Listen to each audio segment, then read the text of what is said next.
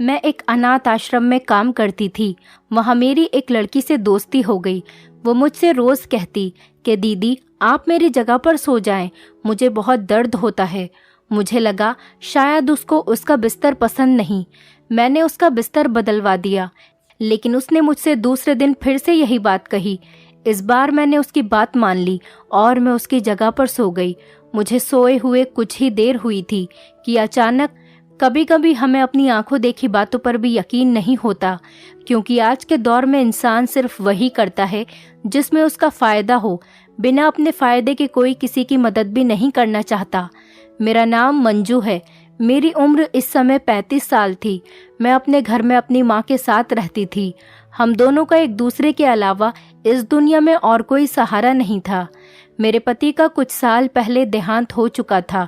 मेरे पति की मौत के बाद मैं अपनी माँ के घर वापस आ गई थी। बचपन में ही मेरे पिताजी का देहांत हो गया था। तभी से माँ ने मुझे अकेले ही पाला।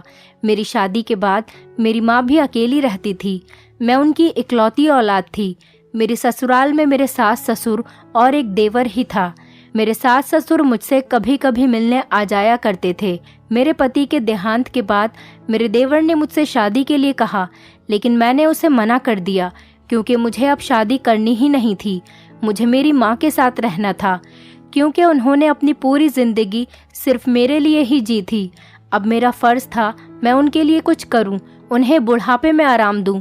मेरी माँ लोगों के कपड़े सीकर अपना गुजारा करती थी, लेकिन आजकल उनकी तबीयत खराब रहने लगी थी। मैंने माँ से कहा कि आप कपड़े सीना बंद कर दीजिए, आपकी तबीयत ठीक नहीं रहती। मैं कोई ना कोई काम देख लूँगी। मैं ज़्यादा पढ़ी लिखी तो नहीं थी। इंटर के बाद मेरी माँ ने मेरी शादी कर दी थी, क्योंकि उन्हें मेरी शादी की बहुत फिक्र रहती थी। वो चाहती थी कि अपने जीते जी मेरी शादी कर दें। इसीलिए इंटर के बाद ही मेरी माँ ने मेरे लिए एक अच्छा सा रिश्ता देखकर मेरी शादी कर दी। मुझे किसी स्कूल में जॉब मिलना मुश्किल थी। मैंने अपने पड़ोसियों से कह रखा था कि कोई काम हो तो मुझे बताना। मैंने अपनी दोस्तों से भी पूछा, अगर मेरे लिए कोई जॉब हो तो प्लीज़ मुझे बताना। तब उसने मुझे बताया कि एक अनाथ आश्रम में एक औरत की ज़रूरत है। मैंने उससे पूछा कि वहाँ पर क्या काम करना पड़ेगा। उसने मुझसे कहा कि उसे इस बारे में कुछ भी नहीं पता। उसे भी किसी ने इस नौकरी के बारे में बताया था, तो उसने सोचा कि वो मुझे बता दे, शायद मेरा काम बन जाए। फिर वो मुझसे बोली मैं खुद वहाँ चली जाऊँ और बात कर लूँ। मैंने उससे वहाँ का एड्रेस लिया और अगले ही दिन मैं अपनी माँ से कहकर अनाथ आश्रम चली गई। मैं जब वहाँ पहुँची तो वो एक घर की तरह बना हुआ था। मैं गेट के अंदर गई। वहाँ ग्राउंड में बच्चे खेल रहे थे। वहाँ पर कुछ बच्चे विकलांग भी थे। वो घर अंदर से काफ़ी बड़ा बना हुआ था। उसमें काफ़ी कमरे थे। वहाँ एक छोटा सा कमरा बना हुआ था जहाँ वॉचमैन रहता था। मैंने एक बच्चे से ऑफिस का पता किया तो उसने मुझे सामने कमरे की तरफ इशारा किया। मैं वहाँ पर चली गई। अंदर देखा तो वहाँ पर एक मैडम बैठी थी। मैंने उनसे अंदर आने का पूछा तो उन्होंने मुस्कुराकर कहा कि आ जाओ।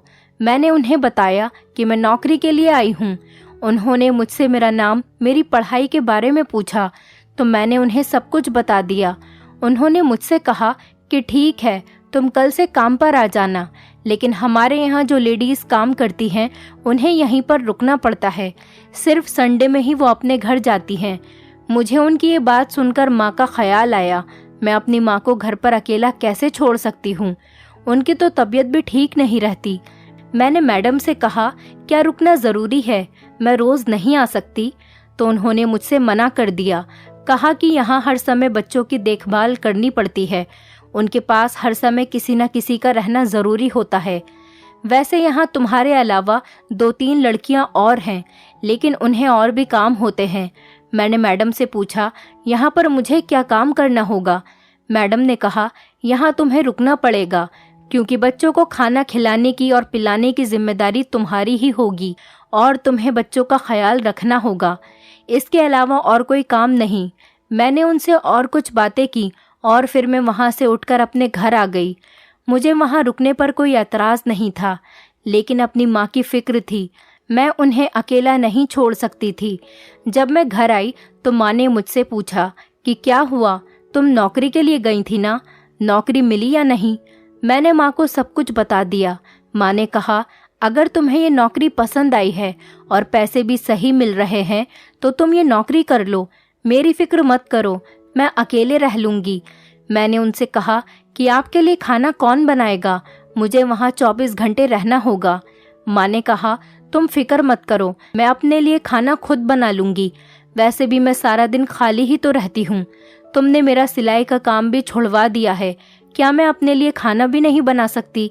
मैंने कहा ठीक है, पर आप अपना बहुत ख्याल रखना और दवाई भी समय से लेती रहना। मैं अपने कमरे में आई। मैंने अपनी अलमारी से अपने कुछ कपड़े निकालकर बैग में रख लिए और कुछ ज़रूरत का सामान भी रख लिया। अगले दिन मैं अपनी माँ से मिली और अनाथ आश्रम के लिए निकल गई। मैं वहाँ जाकर मैडम से मिली। मैडम ने मुझे मेरा काम समझा दिया, मुझे मेरा कमरा भी दिखा दिया। मैं अपने कमरे में गई और मैंने अपना सामान और अपने कपड़े वहाँ पर रखे। उस कमरे में मेरे साथ वो तीनों लड़कियाँ भी रहती, लेकिन उस समय कमरे में कोई नहीं था। मैंने थोड़ा सा आराम किया, फिर मैं बाहर आ गई। बाहर मुझे वो लड़कियाँ मिली जो यहाँ पर काम करती थीं। वो तीनों लड़कियाँ ही थीं। उनमें से एक का नाम रीमा था और दूसरे का नाम रवीना था। पहले मैं उनसे मिली, अपने बारे में बताया। उन्होंने भी मुझे अपने बारे में बताया। हम बच्चों के साथ खेलने लगे। दोपहर के खाने का समय हो गया। एक कमरा था जिसमें बच्चे खाना खाया करते थे। हम उस कमरे में बच्चों को लेकर गए और बच्चों को खाना खिलाया। वहाँ पर एक आंटी खाना बनाने के लिए आती थी और खाना बनाकर चली जाती थी। दोनों टाइम का खाना बनाना और सुबह का नाश्ता बनाना उनकी ही जिम्मेदारी थी। बच्चों को पढ़ाने की जिम्मेदारी रीमा और रवीना की थी और मैं बच्चों के खाने पीने का ध्यान रखती थी। मेरा यहाँ पर अच्छा समय गुजर रहा था। बच्चे सारा दिन खेल में मगन रहते और साथ में पढ़ाई भी करते थे, लेकिन बच्चों को पढ़ाने के लिए उन्हें थोड़ी सी डांट लगानी पड़ती थी। मेरी यहाँ पर सबसे अच्छी दोस्ती हो गई थी। यहाँ रहकर मैंने एक बात नोटिस की थी, यहाँ रोज़ कोई ना कोई बच्चा अडॉप्ट होता था। रोज़ कोई ना कोई फैमिली किसी बच्चे को लेने के लिए आती थी और मैडम उनको बच्चा दे भी देती थी। सिर्फ बच्चे अडॉप्ट ही नहीं होते थे, यहाँ बच्चे आते भी बहुत ज़्यादा थे।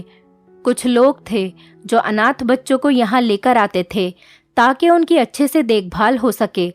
आंटी बच्चों का बहुत अच्छे से ख्याल रखती थी। उनकी वजह से बच्चों को रहने के लिए छत मिल रही थी और यहाँ मैडम बच्चों को हर चीज़ की सहूलत देती थी। मैडम बहुत अच्छी आदत की थी। उन्हीं दिनों वहाँ एक छोटी सी बच्ची जो कि 13 या 14 साल की होगी, उसका एक हाथ खराब था। वो जब से यहाँ पर आई थी बहुत डरी सहमी रहती थी, किसी से कोई बात भी नहीं करती थी। वो खाना भी ठीक से नहीं खाती थी।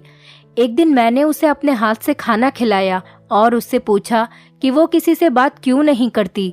वो मेरी बात का कोई जवाब नहीं देती थी। मैं उससे रोज़ बात करने की कोशिश करती।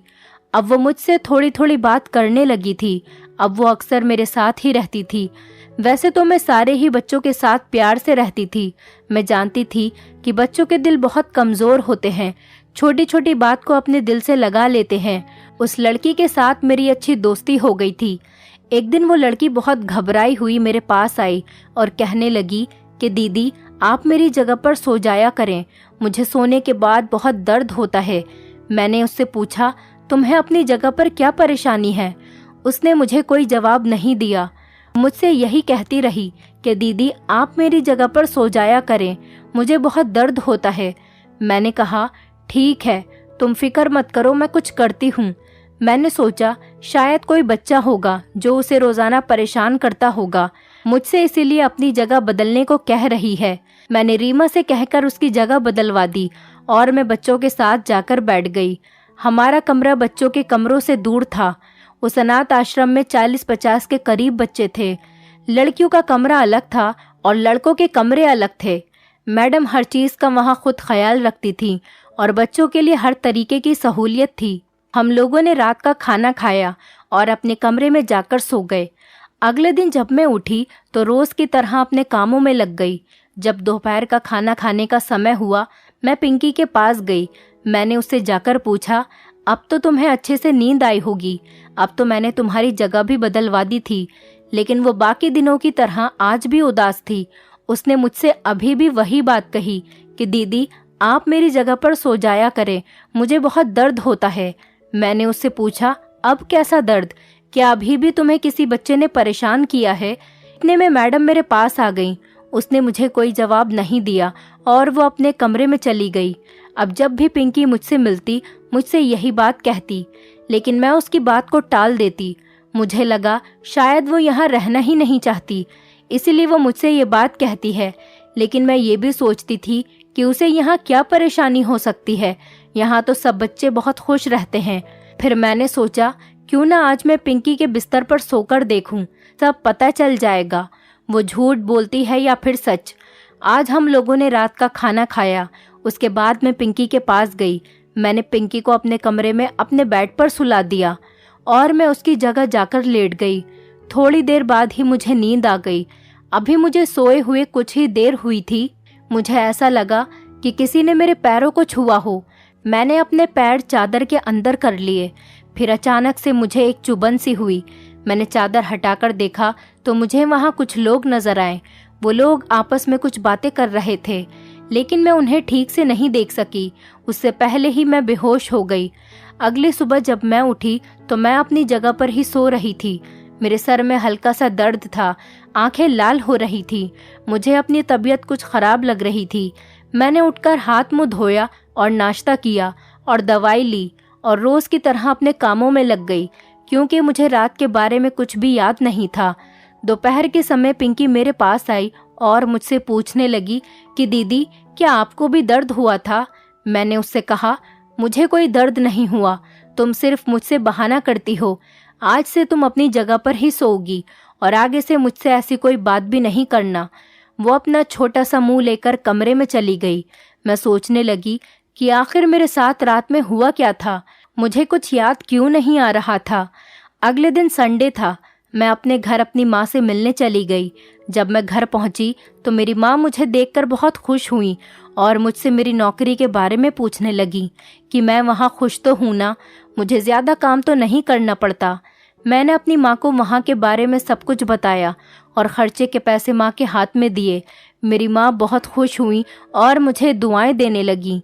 अगले दिन मैं अनाथ आश्रम के लिए निकल गई। वहाँ जाकर मैं अपने कामों में लग गई। शाम का खाना खाने के लिए जब हम लोग गए तो मैंने रवीना से पिंकी के बारे में पूछा। रवीना ने मुझे बताया कि तुम्हें नहीं पता, उसे तो एक आदमी ने अडॉप्ट कर लिया और वो कल ही उसे लेकर चले गए थे।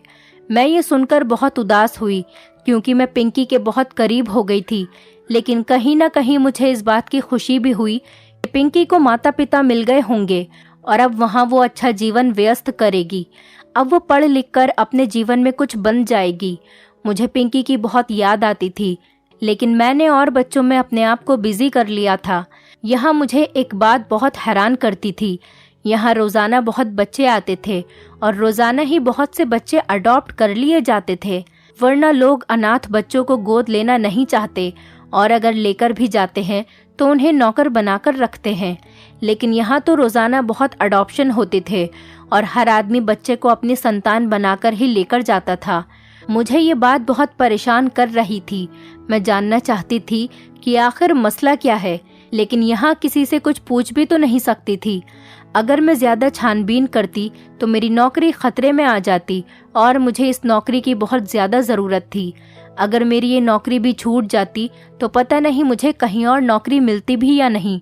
एक दिन मैंने रवीना से पूछ ही लिया, यहाँ इतने सारे अडॉप्शन कैसे होते हैं, वरना लोग तो अनाथ बच्चों को लेना भी नहीं चाहते। रवीना ने कहा कि यहाँ की मैडम बहुत अच्छी है, वो बहुत लोगों को जानती हैं, जिस वजह से यहाँ ज़्यादा अडॉप्शन होते हैं। और वैसे भी दुनिया में बुरे लोगों के साथ अच्छे लोग भी होते हैं। हो सकता है भगवान उनके दिल में अनाथ बच्चों के लिए दया डाल देता हो। उसकी बात सुनकर मैं खामोश हो गई। मुझे यहाँ काफ़ी समय हो गया था। यहाँ रोज़ ही बच्चे आते जाते रहते थे। एक दिन एक बच्ची मेरे पास आई जो लगभग 12 साल की होगी। वो मुझसे आकर कहने लगी, दीदी मुझे अपने बिस्तर पर नहीं सोना, मुझे दर्द होता है। मैं उसकी ये बात सुनकर हैरान हो गई, क्योंकि यही बात मुझसे पिंकी भी कहा करती थी। मैंने उससे पूछा, बेटा कैसा दर्द होता है? क्या तुम्हें कोई और बच्चा परेशान करता है? क्या तुम्हें बिस्तर में कुछ चुभता है? वो बच्ची रोने लगी और रोते रोते उसने मुझे बताया उसे ऐसा लगता है कि उसे किसी ने इंजेक्शन लगाया हो। फिर उसके बाद उसे कुछ याद ही नहीं रहता। जब वो सुबह उठती है तो उसे पूरे शरीर में दर्द होता है। मेरे दिमाग में ऐसी बात आई जो मैं सोच भी नहीं सकती थी। मैंने खुद से ही सवाल करके खुद ही जवाब दिया कि नहीं, ऐसा नहीं हो सकता। यहाँ ऐसा कौन कर सकता है? यहाँ तो बच्चों का हर तरह से ख्याल रखा जाता है, फिर ऐसी दरिंदगी इनके साथ कौन कर सकता है? मैं उस बच्ची को अपने कमरे में लेकर गई और दरवाज़ा अंदर से बंद कर लिया। मैंने उसके कपड़े उतार कर देखा तो उसके जिस्म पर कुछ निशान थे। मैं समझ गई कि इसके साथ कुछ गलत हुआ है। मैंने उससे कहा कि तुम फिक्र मत करो, मैं रात को तुम्हारे साथ ही सोऊंगी, घबराओ नहीं, और तुम ये बात अभी किसी को मत बताना। उस बच्ची की यह हालत देखकर मुझे रोना आ रहा था, लेकिन मैंने खुद को शांत किया और मन ही मन में सोच लिया, इसके साथ जो कुछ भी हुआ है वो मैं पता लगाकर ही रहूंगी। इस बच्ची के साथ जिसने भी गलत किया है उसको छोड़ूंगी नहीं। जब रात हुई तो मैं बच्चों के कमरे में जाकर उस लड़की से थोड़ी दूरी पर लेट गई। मैंने किसी को इस बारे में कुछ भी नहीं बताया था। मैंने अपने ऊपर एक चादर ढक ली। मुझे नींद नहीं आ रही थी। आधी रात होने को आई थी। रात के 2 बजे का समय था। तभी मुझे किसी के दरवाज़ा खोलने की आवाज़ आई। जब मैंने चादर से चुपके से देखा, वहाँ पर 2 आदमी उस बच्ची की तरफ आ रहे थे। वो दोनों आदमी उस बच्ची के पास गए और उसका मुंह बंद किया, फिर उसके इंजेक्शन लगा दिया। कुछ देर के बाद उसको गोद में उठाकर कमरे से बाहर निकल गए। ये देखकर मेरे तो होश उड़ गए और मैं जल्दी से अपनी जगह से उठी और उन दोनों आदमियों का पीछा करने लगी। ये दोनों आदमी वही थे जो यहाँ पर अनाथ बच्चों को लेकर आते थे। मैंने सोचा कि मैं ये बात मैडम को बताती हूँ, लेकिन मैं जब तक मैडम को जगाती और सब कुछ उनको बताती तब तक तो वो लोग निकल जाते। इसलिए मैंने उनका पीछा करना सही समझा। जब मैं उनका पीछा करते करते बाहर आ गई तो मुझे देखकर बहुत हैरानी हुई कि वो वॉचमैन से बात कर रहे हैं। वॉचमैन ने उनके बाहर जाने के लिए गेट भी खोल दिया। तब मैं समझ गई कि वॉचमैन और मैडम जी इन सब से मिले हुए हैं। उनके निकलने के बाद ही वॉचमैन ने गेट बंद कर दिया। मैं दूसरे गेट से बाहर गई तो सामने ही मुझे वो दोनों आदमी दिखाई दिए। मैं उनके पीछे पीछे जाने लगी। अनाथ आश्रम से थोड़ा आगे चलकर एक घर था जहाँ पर कोई नहीं रहता था। वो लोग उस घर में चले गए और अंदर से दरवाज़ा बंद कर लिया। मैंने घर को चारों तरफ से देखा कि शायद मुझे कोई दरवाज़ा अंदर जाने के लिए मिल जाए। तब मुझे एक दरवाज़ा दिखा जो कि टूटा हुआ था। मैं उसी से कूदकर अंदर चली गई। पूरे घर में अंधेरा था। अंदर जाकर मैंने देखा कि एक कमरे की लाइट जल रही है। मैं उस कमरे की तरफ गई तो उसका दरवाज़ा भी अंदर से बंद था। मैंने खिड़की से झांक कर देखा तो मेरे तो होश ही उड़ गए। वहाँ 2 आदमी थे। एक आदमी खड़ा था और दूसरा बच्ची के साथ गलत काम कर रहा था। ये देखते ही मेरी चीखें निकल गईं। मैंने बिना कुछ सोचे समझे खिड़की से आवाज़ लगा दी। उनसे कहा कि छोड़ दो इस बच्ची को, वरना मैं पुलिस को बुला लूंगी। उन्होंने मुझे देखा और मुझसे कहने लगे कि तुम यहाँ पर कैसे आई, जाओ यहाँ से। मैंने कहा छोड़ो इस बच्ची को। उनमें से एक आदमी मेरे पास आया और मेरे सर पर कुछ जोर से मारा, जिससे कि मैं बेहोश हो गई। जब मुझे होश आया तो मेरा सर घूम रहा था। आंखों के सामने अंधेरा छाया हुआ था। मैंने हिम्मत करके उठने की कोशिश की और जब उठकर देखा तो मैं एक अंधेरे कमरे में बंद थी। मुझे बेहोश होने से पहले का सब कुछ याद आ गया और मैं उस बच्ची के बारे में सोचने लगी। पता नहीं इन जालिमों ने उस बच्ची के साथ क्या किया होगा, वो किस हाल में होगी। इन सब में मैडम और चौकीदार भी मिले हुए हैं। मेरे हाथ पैर बंधे हुए थे। मैंने खोलने की बहुत कोशिश की, लेकिन मेरी कोशिश बेकार रही। थोड़ी देर बाद एक आदमी अंदर आया। वो मेरे लिए खाना लेकर आया था। मैंने उससे कहा कि मुझे छोड़ दो, मैं किसी को भी नहीं बताऊंगी। तो वो हंसने लगा और मुझसे बोला, क्या हुआ, पहले तो बड़ा उछल रही थी, निकल गई सारी अकड़। पहले तो बहुत बोल रही थी। मैं उनकी बात सुनकर रोने लगी। इस वक्त मैं उनका कुछ भी नहीं बिगाड़ सकती थी, क्योंकि मेरे हाथ पैर बंधे हुए थे और वो बहुत खतरनाक और जालिम लोग थे। मेरे साथ कुछ भी कर सकते थे। उस आदमी ने मुझसे कहा, ये लो खाना खा लो, रोने के लिए भी तो ताकत चाहिए होती है। फिर उन्होंने मेरे हाथ खोले और खाने की थाली मेरे हाथ में देकर वहां से चले गए। मैंने उस खाने को हाथ भी नहीं लगाया, क्योंकि हो सकता है उन्होंने उस खाने में जहर मिलाया हो ताकि वो मुझे रास्ते से हटा सके। अब मैं उनकी सारी हकीकत जान चुकी थी। वो लोग मेरे साथ कुछ न कुछ ज़रूर करते। अचानक मुझे पिंकी की याद आ गई। अब मुझे उसके दर्द का एहसास हो रहा था और मैं समझ गई थी कि वो मुझसे क्यों कहती थी कि रात में उसे दर्द होता है। बेचारी मासूम बच्ची, एक तो लावारिस, ऊपर से उसके साथ इतना गलत हुआ। भगवान इन्हें कभी माफ़ नहीं करेगा। मैं सोच भी नहीं सकती थी कि मैडम भी इन सब में मिली हुई होंगी। मैंने सोचा कि कैसे भी करके मुझे यहाँ से निकलना होगा, वरना ये लोग मुझे भी मार डालेंगे। मैं दरवाज़ा खोलने गई तो दरवाज़ा बाहर से बंद था। मैंने कमरे के चारों तरफ देखा, मुझे वहाँ पर कुछ भी नज़र नहीं आया। मैंने ऊपर की तरफ देखा तो वहाँ मुझे एक खिड़की दिखाई दी, लेकिन वो बहुत ऊपर थी। फिर मैंने कमरे में देखना शुरू किया। कमरे में ऊपर की तरफ एक स्लिप था जिस पर चढ़कर मैं खिड़की से बाहर जा सकती थी। मुझे वहाँ एक स्टूल रखा हुआ दिखाई दिया। मैंने उसको खिड़की की तरफ रखा और उस पर चढ़कर खिड़की से बाहर देखा, लेकिन वहाँ कोई नहीं था। मैंने उसका शीशा तोड़ा और खिड़की से बाहर कूद गई। कूदने की वजह से मेरी टांग में चोट लग गई और मुझसे चला भी नहीं जा रहा था, लेकिन मैं अपनी परवाह किए बगैर गेट की तरफ गई। गेट भी बंद था। फिर मैंने वहां से निकलने का दूसरा दरवाज़ा ढूंढा। पीछे की तरफ एक दरवाज़ा और था जिससे मैं बाहर आई। थोड़ा आगे चलकर ही अनाथ आश्रम था। गेट पर ही वॉचमैन बैठा रहता था। अगर वो मुझे देख लेता तो दोबारा से मुझे पकड़वा देता, इसलिए मैंने अपना मुंह दुपट्टे से कवर किया और छुप छुपाकर वहां से निकल गई। मैं पुलिस स्टेशन की तरफ गई क्योंकि मैं बच्चों को ऐसे नहीं छोड़ सकती थी। वहाँ बच्चों के साथ बहुत गलत हो रहा था और ये सब पुलिस को बताना बहुत ज़रूरी था। पुलिस स्टेशन वहाँ से काफ़ी दूर था। मैं पैदल चलकर ही पुलिस स्टेशन पहुँची। मुझे वहाँ पर आधा घंटा इंतज़ार करना पड़ा। वहाँ बहुत सारे लोग बैठे थे और मुझे डर लग रहा था क्योंकि वहाँ सारे के सारे मुजरिम ही थे। मैंने इंस्पेक्टर को सारी बात बताई। इंस्पेक्टर ने कहा कि क्या तुम्हारे पास इन सब का कोई सबूत है? मैंने कहा, जी नहीं, इसका मेरे पास कोई सबूत नहीं। उन्होंने कहा, तो फिर हम तुम्हारी बात कैसे मान लें? हो सकता है तुम झूठ बोल रही हो और उन लोगों को फंसाना चाहती हो। मैंने इंस्पेक्टर साहब को समझाया कि मैं झूठ क्यों बोलूंगी, इन सब में मेरा क्या फ़ायदा हो सकता है। मैं तो सिर्फ मासूम बच्चों को बचाना चाहती हूँ। उन बच्चों पर बहुत ज़्यादा जुल्म हो रहा है और मैं उन लोगों के खिलाफ गवाही देने के लिए भी तैयार हूँ। इंस्पेक्टर साहब ने कहा कि बिना सबूत के हम इन सब का कुछ नहीं बिगाड़ सकते। अदालत में सबूत चलते हैं। इंस्पेक्टर ने मेरी सारी बातें सुनकर कुछ देर सोचा और फिर मेरी रिपोर्ट दर्ज कर ली और फिर उन्होंने मुझसे कहा कि वो लोग तुम्हें नुकसान पहुंचा सकते हैं, तुम अपना ध्यान रखना। मैं वहां से अपने घर गई। मैंने अपना सामान लिया और अपनी माँ का भी सामान लिया और माँ के साथ वहां से निकल गई क्योंकि हो सकता था कि वो लोग मेरे घर पहुंच जाते। मैं अपनी एक दोस्त के घर पर चली गई। मेरी माँ ने मुझसे पूछा, क्या हुआ बेटा, तुम इस हालत में और इतनी जल्दी में, तुम्हारे साथ क्या हुआ है? मैंने कहा, आप चलिए, मैं रास्ते में आपको पूरी बात बताती हूँ। फिर मैंने उन्हें रास्ते में सारी बात बता दी। वो मुझे शाबाशी देने लगी और मुझसे कहने लगी कि तुमने जो कुछ भी किया सही किया। जालिमों के साथ ऐसा ही होना चाहिए, तुम उन्हें सजा दिलाकर ही रहना।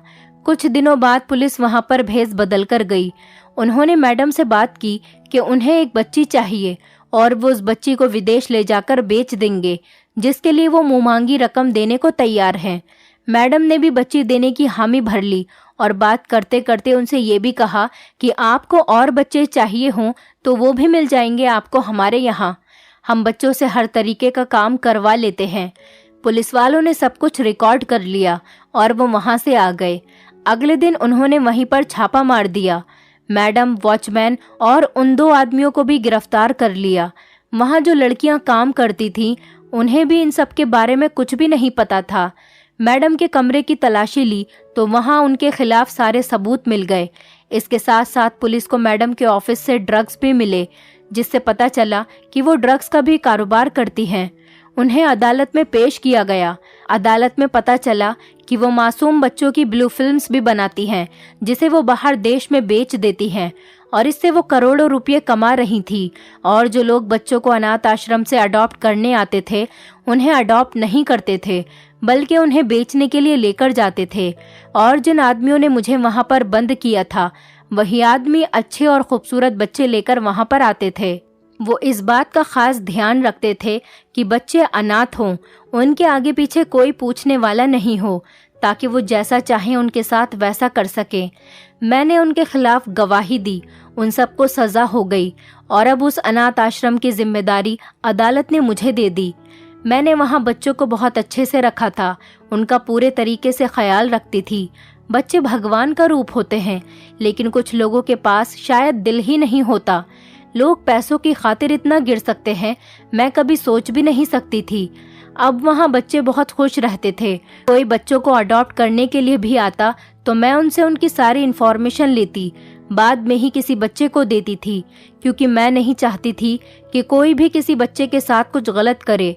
मुझे अक्सर पिंकी की याद आती और मैं सोचती कि काश मैंने पिंकी की बात पर यकीन किया होता, तो मैंने तभी इन जालिमों को पकड़वा दिया होता और आज पिंकी भी हमारे साथ होती। अब वो पता नहीं कहाँ पर होगी और किस हाल में होगी। मैं भगवान से उसके लिए दुआ ही कर सकती हूँ कि वो जहाँ भी हो ठीक हो। दोस्तों, उम्मीद करती हूँ आपको हमारी कहानी पसंद आई होगी। कहानी पसंद आई है तो वीडियो को लाइक करें, चैनल पर नए हैं तो चैनल को सब्सक्राइब करें और हाँ, नोटिफिकेशन बेल को ज़रूर दबाएं ताकि अगली अपडेट सबसे पहले आपको मिले।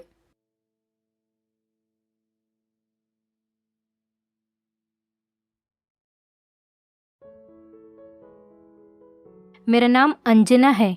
ये कहानी एक 60 साल के बुढ़े की है जो अपनी 18 साल की पत्नी को गर्भवती करने के लिए घर में सफ़ेद घोड़ा क्यों लाता था।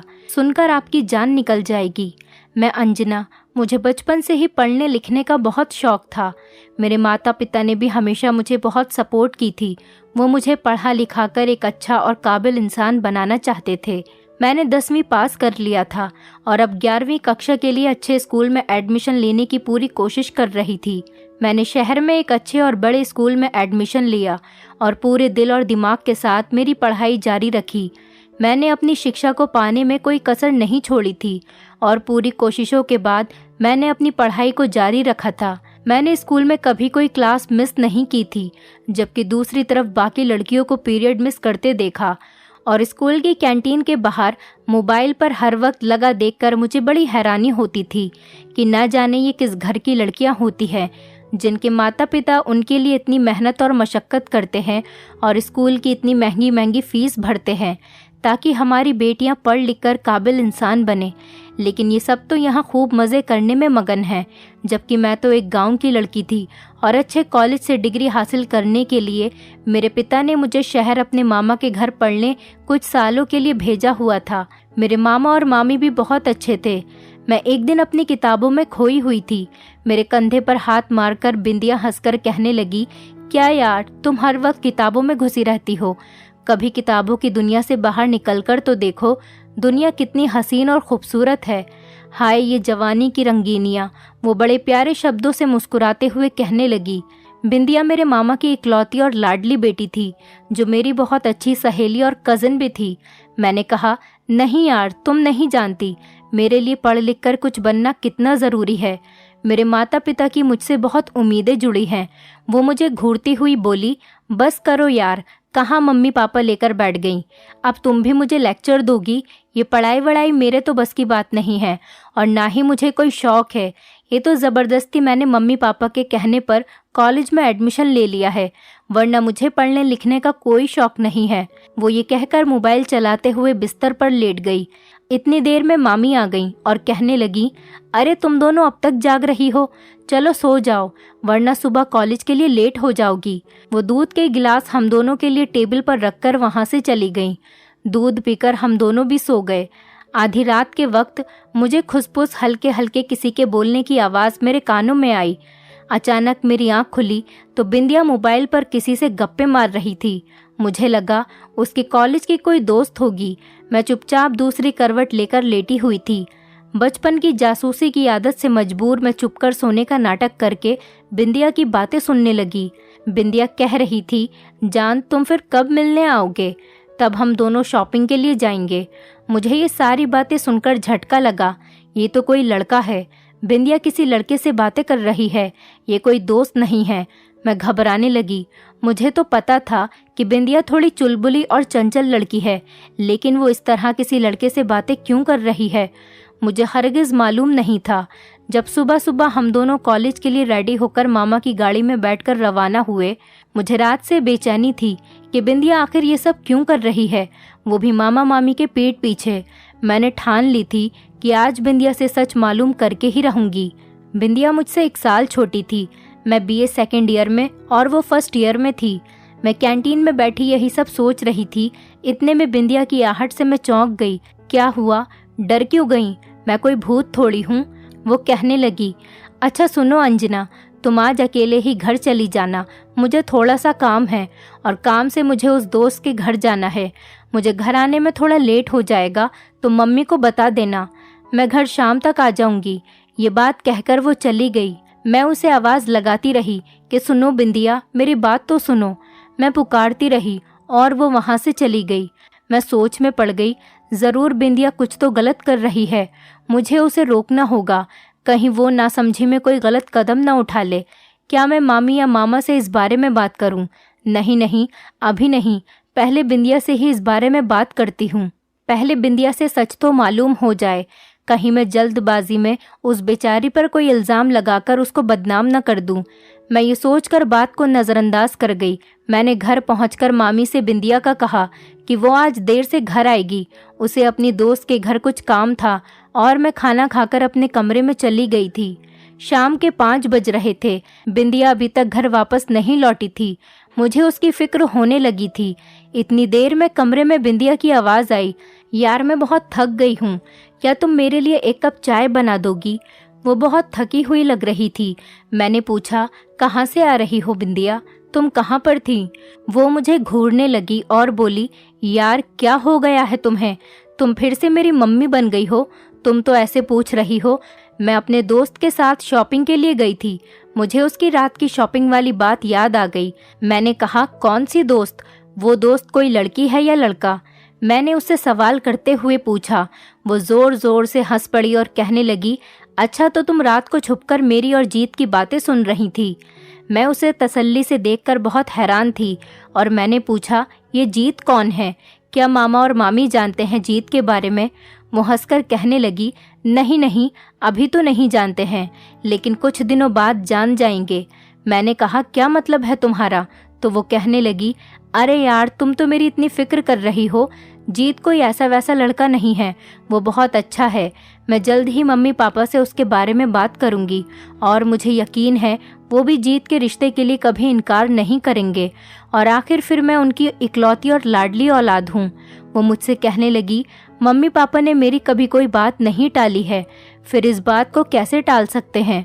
हालांकि मैं जानती थी कि हमारे गांव के माहौल और यहाँ शहर के लोगों में बहुत फ़र्क है। यहाँ के लोगों में पसंद की शादी बिल्कुल आम सी बात है, जबकि हमारे गांव के लोग बहुत मासूम और छोटी सोच के लोग होते हैं। वो लड़के और लड़की की दोस्ती तो दूर, उन्हें एक दूसरे से बात तक करने को बहुत ही गलत समझते थे।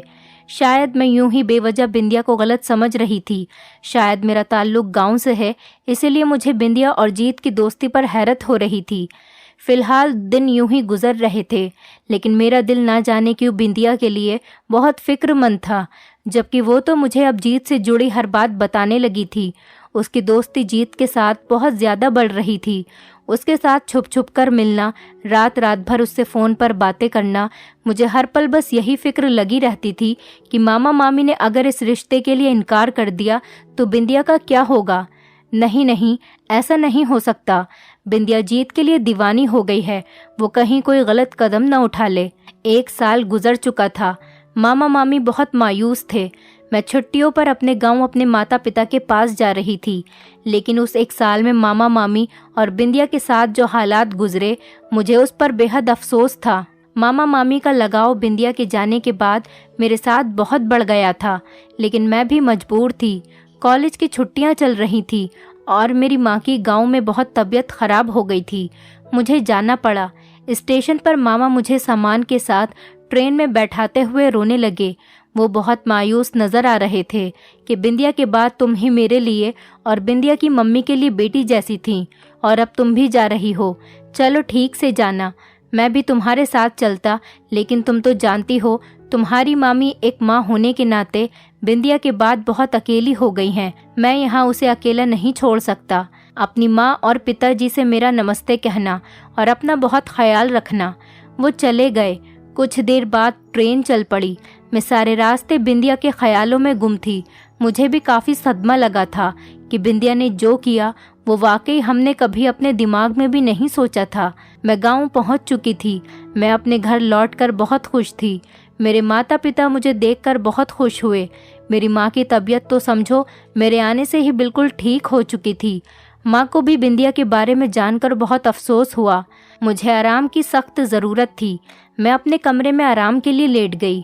मैं अब तक बिंदिया के सदमे से बाहर नहीं आई थी।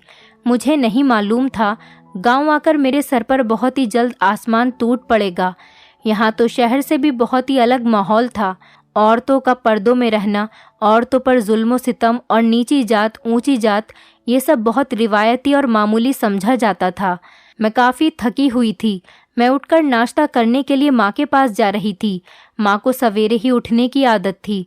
आंगन में मेरी मासी सविता, जो हमारे पड़ोस में ही रहा करती थी, वो माँ से कुछ ऐसा कह रही थी कि हमारे गांव का सरपंच, वो 60 साल का खड़ूस बुढ़ा, अपनी बेटी की उम्र की लड़की से शादी करके किसी लड़की को अपने घर पर ले आया है। वही आदत से मजबूर मैं जासूसी के लिए कान लगाए उनकी बातें सुनने लगी।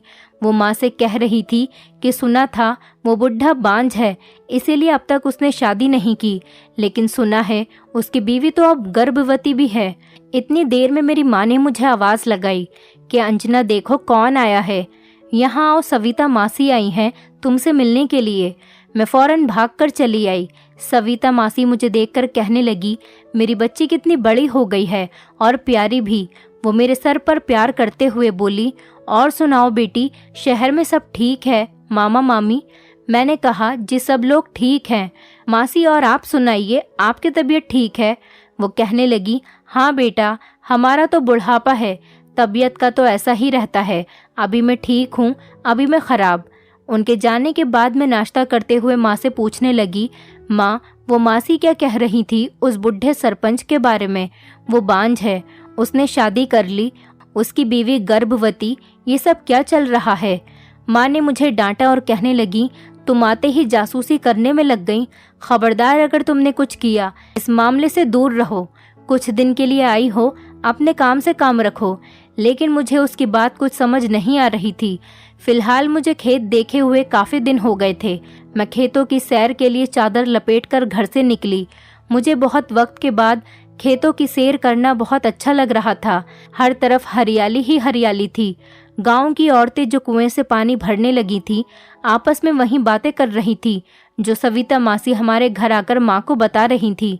मैंने फिर से कान लगाए और जांच पड़ताल शुरू कर दी तो औरतों ने बताया, वही बुढ़ा सरपंच, सुना है कम उम्र की लड़की को शादी करके लाया है और वो लड़की उम्मीद से है।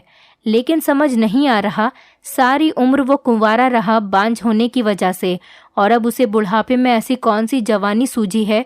वो कैसे एक कम उम्र लड़की को ब्याह लाया है? और तो और वो लड़की गर्भवती भी है। भगवान जाने, ये अमीर लोग और बड़े आदमी हैं। गांव में हर जगह इनका राज है।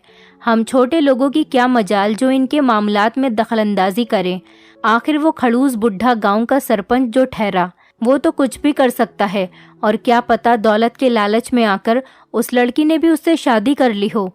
ये सब सुनकर मुझे बड़ी हैरानी होने लगी और मेरी जासूसी की आदत जो थी मेरे दिमाग में हजारों सवाल उंडेलने लगी थी। नहीं, कुछ तो ज़रूर है, कुछ तो राज है ऐसा। अचानक गांव में ये सब ऐसा तो कभी नहीं हुआ। मैं अपने कमरे में इधर उधर टहल रही थी और ये सब सोच रही थी कि वो सरपंच तो है और दौलतमंद भी, लेकिन कैसे इतनी कम उम्र की लड़की से शादी, वो भी यूं अचानक? क्योंकि बचपन से गांव में यही मशहूर है कि वो बुढ़ा बांझ था, इसीलिए सारी उम्र उसने शादी नहीं की, और आज अचानक शादी, वो भी 60 साल के बुढ़ापे में, और वो भी इतनी कम उम्र की लड़की। और चलो एक पल के लिए मान भी लिया उस लड़की ने दौलत के लालच में शादी कर भी ली, लेकिन वो गर्भवती कैसे हो गई? वो बुढ़ा तो बांझ था। मैं अपने आप से बातें करने लगी और मन ही मन सवालों के जवाब ढूंढ रही थी, लेकिन मुझे कुछ भी समझ में नहीं आ रहा था। कोई तो मामला है, मुझे उसकी तह तक ज़रूर जाना ही होगा। कहीं वो लड़की किसी मुश्किल में तो नहीं, कहीं उस बुढ़े ने ज़बरदस्ती उसके साथ। नहीं नहीं, मैं ये नहीं होने दूंगी। मुझे सारा सच जानना होगा। गांव में ये सब क्या चल रहा है? मेरे दिल और दिमाग में एक हलचल मची हुई थी और साथ साथ गांव में हर कोई उस 60 साल के बुढ़े और उसकी शादी की बातें आग की तरह गांव में फैल रही थीं। हर तरफ उस सरपंच की शादी के चर्चे सुनाई दे रहे थे। एक दिन मैंने अपनी माँ से फिर से कुछ पूछना चाहा कि माँ, ये सब कुछ वाकई सच है? वो सरपंच 60 साल का बुढ़ा और उसकी शादी? माँ ने हैरानगी से कहा, हाँ सच तो है। शायद सुना तो यही सब है, लेकिन तुम क्यों पूछ रही हो? वो गुस्से में लाल पीली होने लगी। खबरदार, तुम्हें समझ नहीं आती। तुम्हें पहले भी समझाया था मैंने, लेकिन तुम तो इस मामले के पीछे ही पड़ गई हो। मैंने कहा, अच्छा ना माँ, बस इतना गुस्सा तो ना करो। मैं तो बस ऐसे ही पूछ रही थी, भला मुझे इन सब से क्या वास्ता। मैंने अपनी माँ को तसल्ली देते हुए कहा। मैं खाना खाकर अपने कमरे में चुपचाप चली गई। अगले ही दिन सुबह फिर से सविता मासी माँ से कुछ बातें कर रही थी।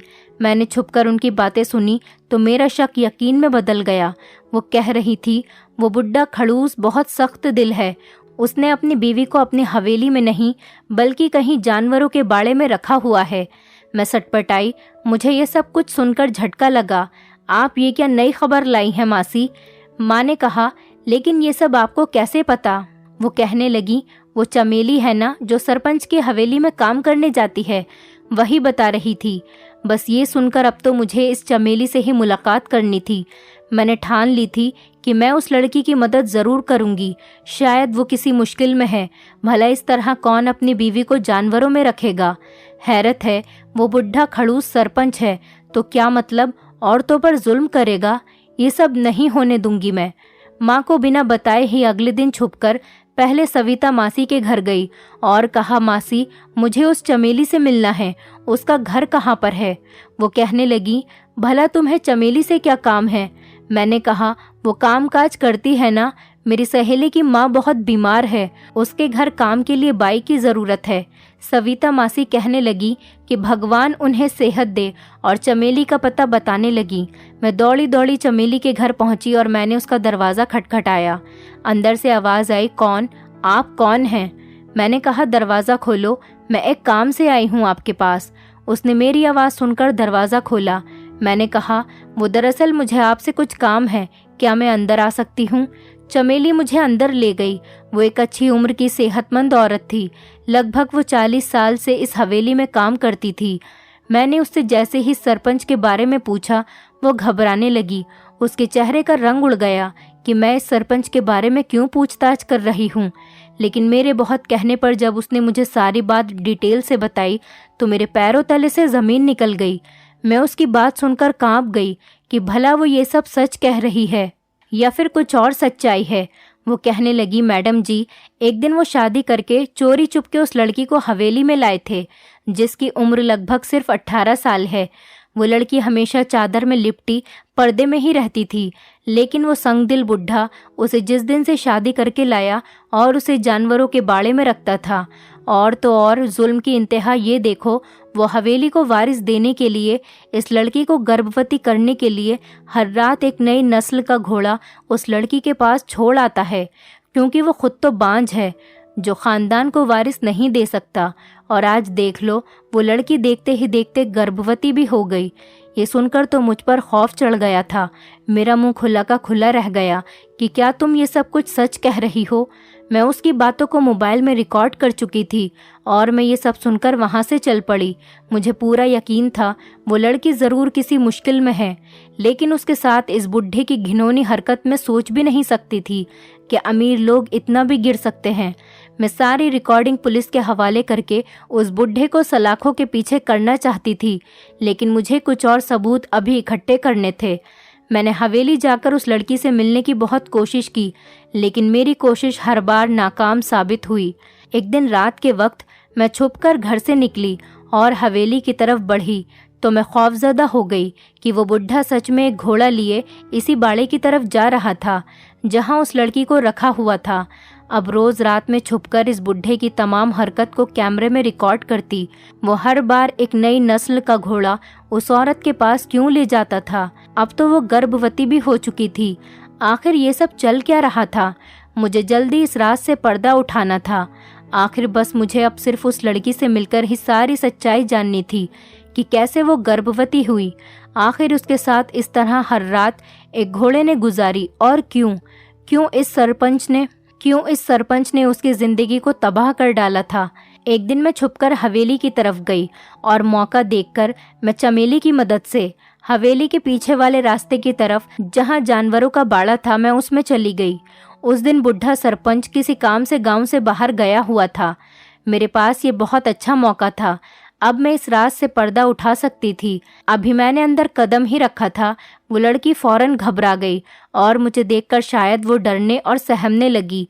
उसने मेरी आहट की आवाज़ सुनकर ही अपना चेहरा छुपाकर खुद को चादर में लपेट लिया था और वो एक कोने में जा बैठी और मुझसे नजरें चुराने लगी।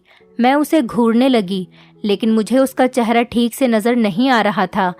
मैंने तसल्ली भरे शब्दों में कहा, सुनो, तुम घबराओ नहीं, मैं तुम्हारी ही मदद के लिए यहाँ पर आई हूँ। मुझे पता है तुम इस अत्याचार में घिरी हुई हो। मुझे सारा सच बता दो, मैं तुम्हें यहाँ से आज़ाद कर सकती हूँ। लेकिन वो बहुत डरी हुई और सहमी हुई लग रही थी। वो मुझे देखकर कांपने लगी और चुपचाप बैठी रही।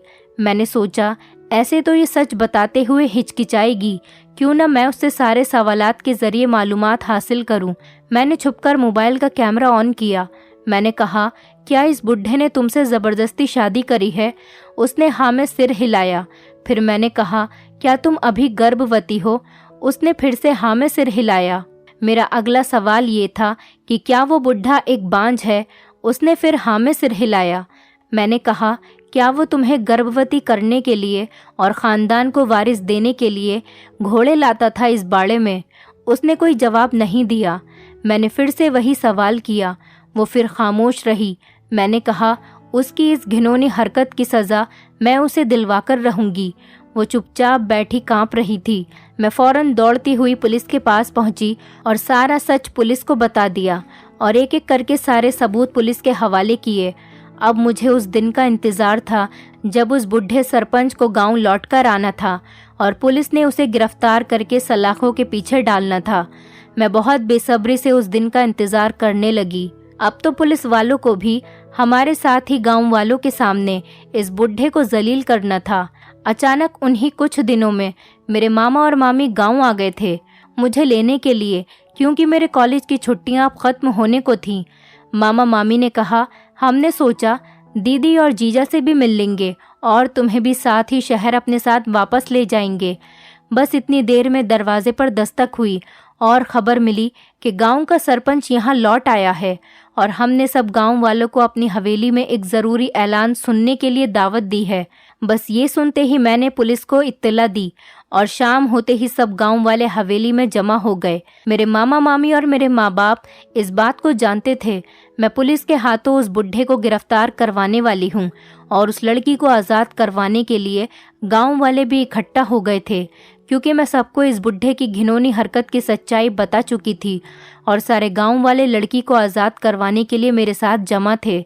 इतनी देर में सरपंच कोई ज़रूरी ऐलान करता, वहां पुलिस पहुंच गई और उस बुढ़े को हथकड़ी लगाते हुए वहां से ले जा रही थी। इतनी देर में चादर में छुपी वो लड़की वहां पहुंच गई जो बुढ़े की पत्नी थी। उसने सख्त शब्दों में कहा, रुको। मैं उस लड़की की जानी पहचानी आवाज़ सुनकर दंग रह गई।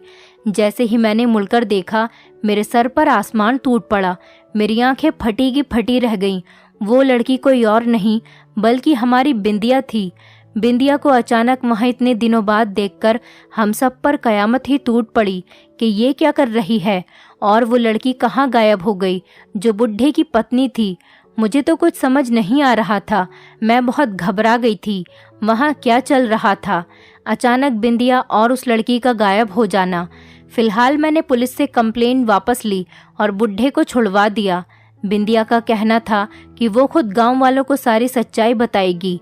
मामा और मामी तो हैरत में आ गए थे बिंदिया को इस हालत में देखकर, लेकिन इतने सालों बाद बिंदिया को देखकर वो बहुत खुश हुए थे। मामी तो बिंदिया को प्यार से चूमने लगी। मेरी बच्ची तू कहाँ थी? मेरी नज़र जब बिंदिया के पेट पर गई तो मैं घबराने लगी कि कहीं बिंदिया की इस हालत का जिम्मेदार वो बुढ़ा तो नहीं। इस हालत का जिम्मेदार ये बुढ़ा या फिर मेरे दिमाग में लाखों सवाल पैदा हो रहे थे। बिंदिया अपने माता पिता से मिलकर बहुत खुश हुई और हाथ जोड़कर माफ़ी मांगने लगी कि मुझे माफ़ कर दीजिए, मैंने बहुत बड़ी गलती की। मैंने जीत की बातों में आकर घर से भागकर जीत से शादी कर ली थी। मेरे दिमाग में आया, मैंने एकदम कहा, कहीं वो जीत ये सरपंच तो नहीं?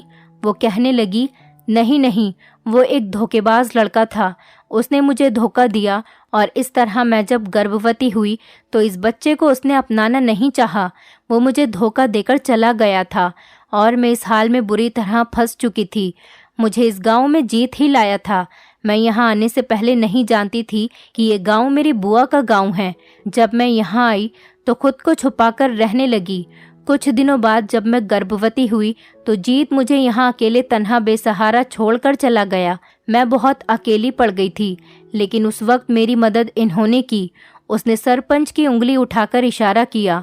ये वो नेक आदमी हैं जिन्होंने मेरी मदद की और मुझे यहाँ ज़माने से छुपाकर इस हालत में सबकी नज़रों से दूर रखा।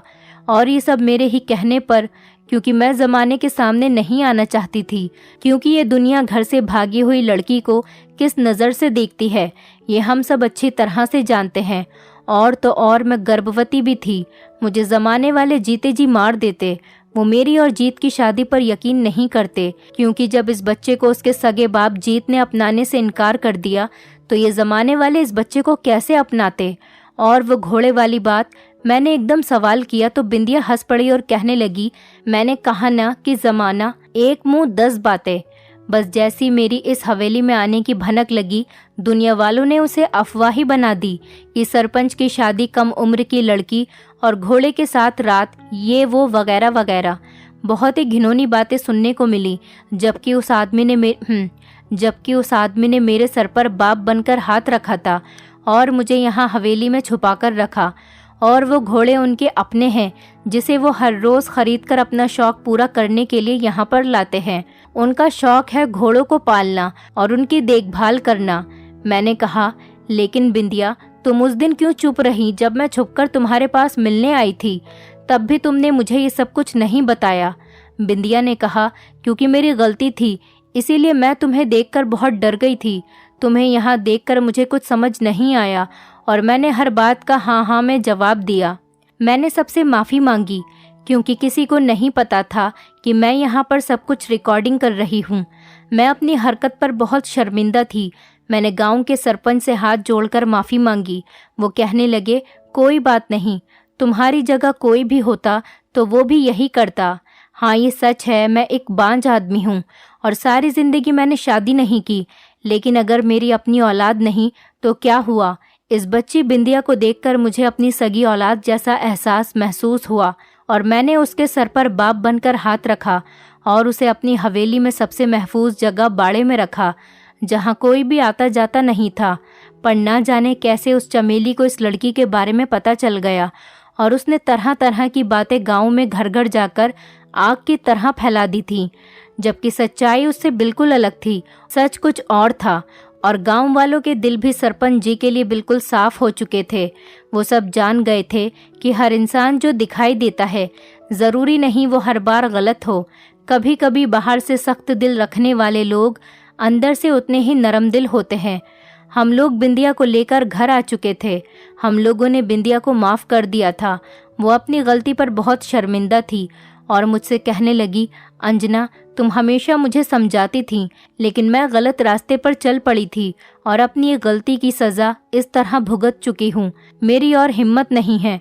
बस ये बच्चा दुनिया में आ जाए तो मैं इसको एक अच्छी परवरिश दूंगी और उसे तुम्हारी तरह एक अच्छा और नेक इंसान बनाऊंगी। कुछ महीने बाद बिंदिया ने एक नन्ही सी बेटी को जन्म दिया और तो और उसका नाम अंजना रखा। हम सब बहुत खुश थे। बिंदिया ने कभी दूसरी शादी नहीं की और अपनी आगे की ज़िंदगी उस बच्चे की अच्छी परवरिश में गुजार दी। मैंने भी डिग्री हासिल करके अच्छी शिक्षा पूरी करके ऑस्ट्रेलिया चली गई। मुझे देखकर मेरे माता पिता भी बहुत खुश थे। अब मैंने भी खूब मेहनत मशक्क़त और अच्छी जॉब करते हुए गांव से शहर आकर शिफ्ट हो गए थे। मामा मामी और बिंदिया भी नन्ही सी अंजना के साथ अपनी जिंदगी में बहुत खुश थे। जरूरी नहीं आंखों देखा सच ही हकीकत साबित हो, और सुनी सुनाई बातों पर यकीन करने के बजाय अच्छे से जांच पड़ताल कर ली जाए। और कभी कभी बाहर से सख्त मिजाज लोग भी अंदर से नरम दिल होते हैं। बिंदिया ने जो गलती की थी उस पर तो उसे बहुत ही पछतावा था, लेकिन उसकी बेटी का उसकी जिंदगी में आ जाने से बिंदिया को जीने की एक नई उमंग मिल गई थी। दोस्तों, उम्मीद करती हूँ आपको हमारी कहानी पसंद आई होगी। कहानी पसंद आई है तो वीडियो को लाइक करें, चैनल पर नए हैं तो चैनल को सब्सक्राइब करें और हाँ, नोटिफिकेशन बेल को जरूर दबाएं ताकि अगली अपडेट सबसे पहले आपको मिले।